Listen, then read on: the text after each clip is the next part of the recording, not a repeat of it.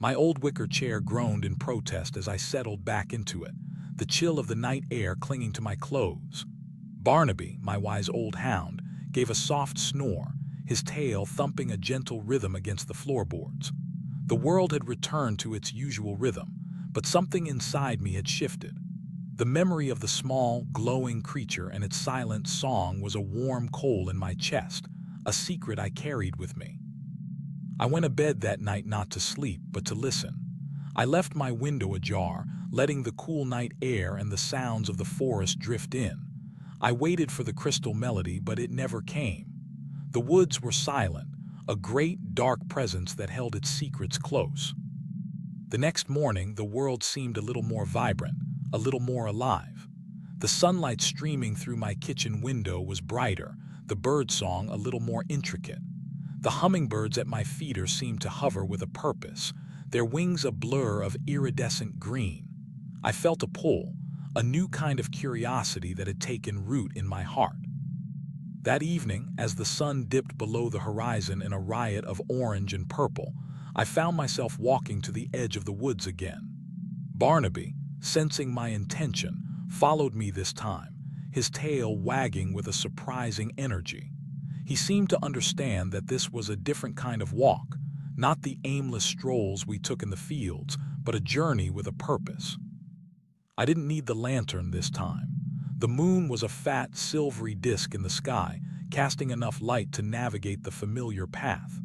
Barnaby trotted beside me, his nose to the ground, sniffing the forest floor with a focused intensity.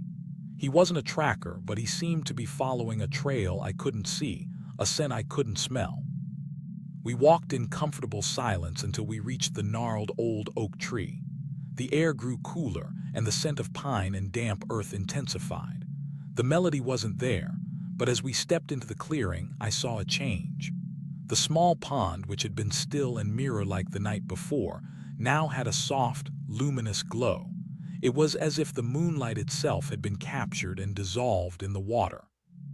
And there it was, not on the stone but hovering just above the surface of the glowing water. The little creature of light, its wings a blur of rainbows. It wasn't playing its reed instrument tonight.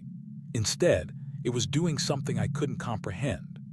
Tiny sparks of light, like fireflies, were peeling away from its shimmering body and falling into the pond, where they winked out of existence, leaving behind a subtle, pulsing glow. Barnaby let out a low whine, a sound of wonder rather than fear. He sat down beside me, his head cocked, his eyes fixed on the spectacle. The creature noticed us, its emerald eyes meeting mine once again. This time there was no surprise, no quiet curiosity. There was something else, a silent invitation. It moved, not flying away, but gliding slowly toward the shore. It came to rest on the tip of a long, thin blade of grass that reached out over the water. It seemed to be offering something, a silent gesture toward the glowing pond. I felt a jolt of hesitation, a deep-seated caution that whispered to me to turn back, to leave this magic alone. But the creature's gaze was so gentle, so full of silent assurance, that I found myself taking a step forward, then another.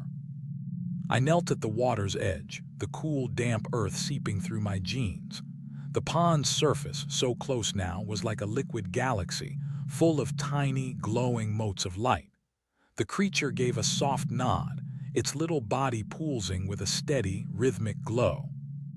As if on cue, Barnaby let out a soft huff and with a splash stepped into the glowing water, drinking deeply. He didn't hesitate. He drank as if it was the most natural thing in the world, a thirsty traveler finding a spring in the desert. He lifted his head, a small drop of glowing water clinging to his whiskers, and gave me a look that said, plain as day, "It's fine. It's good." The creature on the blade of grass pulsed with a brighter, warmer light. The invitation was clear. It wasn't a warning, it was a gift of understanding, of trust. I reached out a hand and with a slow, deliberate motion dipped my fingers into the glowing water. The water was cool, but as it touched my skin, a warmth spread through me, a gentle tingling that seemed to awaken every nerve in my body. It wasn't magic, not in a flashy, fantastical way. It was something deeper, something more profound. It felt like memory. Memories I hadn't known I had.